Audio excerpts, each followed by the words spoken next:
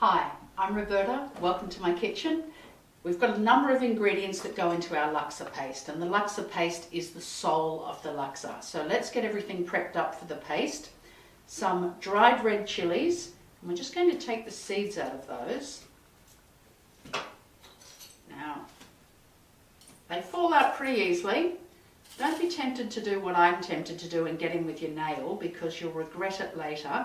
Just a little teaspoon to help strip the seeds out of the chilies. You can hear them tinkling into the bowl. And then into some water. I've had these ones soaking for a while. There goes my lemongrass. We'll get him later. Okay, a few shallots. I've already got a couple in there. Now, because we're making a paste, and you could pound this in a mortar and pestle, that's certainly what would happen traditionally. I'm a bit of a modern cook, so I'm going to use a stick blender. Now, with the stick blender especially, you don't need to chop things up too finely. You just need to give them a rough chop, and into the bowl they go.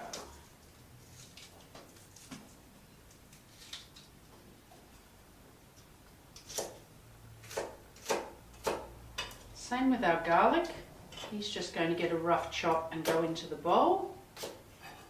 Just give him a bit of a bruise to get the skin off easily. Chop, chop, chop. Candle nuts. Now, candle nuts are a very important part of a lot of Malaysian pastes. They thicken them up nicely. You can use macadamia nuts instead. Just give them a rough chop. Now, something very important to know about candle nuts, they're not very good to eat raw. They can give you a bit of an upset tummy. They won't kill you, but they might make you feel a bit queasy. So don't be tempted to taste them raw. Once they're cooked out in the curry paste, they're absolutely fine, no ill effects. Now, one of my favourite ingredients in this curry paste is turmeric. You don't want to lose too much of it by peeling it. I just scrape it with a knife. Now, if you make your living as a hand model, you might want to wear gloves for this, because it will make your hands quite orange. But for the rest of us, it's okay there. It washes off eventually. So just any little dark bits, we're going to cut them off. And it doesn't matter if there's a tiny bit of skin left. Oh, it smells good. And it's going to give it a beautiful golden colour. Now, you could use dried turmeric, but I don't think you get the aroma from the dried that you get from the fresh. And you'll see when you're cutting this one up that there is quite a bit of aroma there.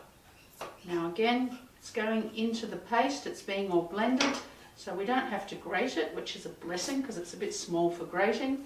We just give it a good chop up, as we do want to make sure that it blends up and goes right through that paste. Now, two more ingredients, also roots like turmeric, ginger and galangal, and they're quite fibrous, so we are going to grate them. Again, I think it's easier just to peel them with a knife. Just run the knife down the side and cut off the end. It's good to use a big piece, because then you've got something to hold on to. And I find a microplane is pretty handy for ginger, galangal, any of these things. Just grate, grate, grate like that. And I cheated and did it earlier, so we've already got the ginger and galangal that we need in there. Now, the galangal's even woodier than the ginger, so you will need a bit of strength to grate that, and definitely not a good idea to chop it. So we'll wait for our chilies to soak a bit more, give them a chop and throw them in, and we'll get that lemongrass that's gone astray. Okay, a couple more ingredients. Our runaway lemongrass. We're just going to take those coarse outer leaves off and cut off the very base, and then you're not going to need most of it, unfortunately. Lemongrass is one of those things where you've got a whole stalk and you only use a tiny bit. Now, remember, it's going to be blitzed up in the paste, but it is still quite fibrous. So I like to cut it into quarters like that, and then just chop, chop, chop, chop. As finely as you can chop. It is one of the ingredients that really makes this distinctive paste, but we want to keep it as fine as possible. There we go. Into our bowl. Now, don't throw the rest away. It actually makes a fabulous lemongrass tea.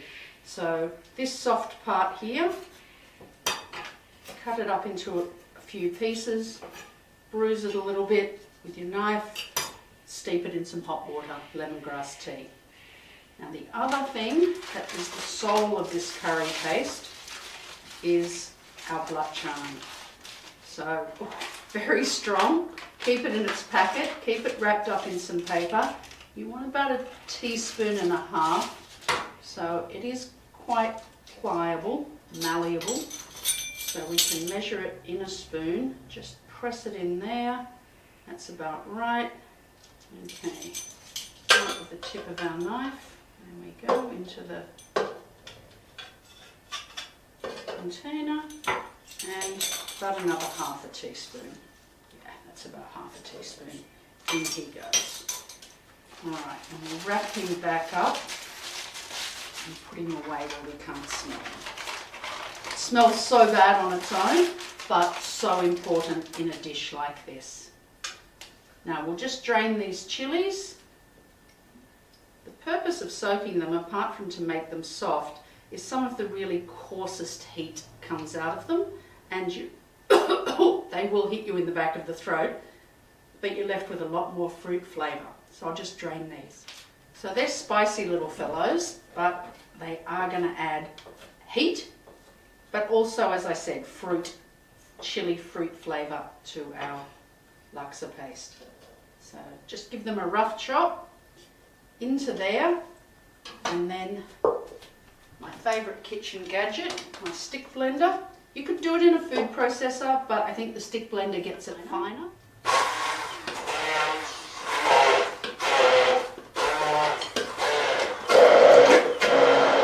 So when we've got it nice and fine, like that, we'll put it aside.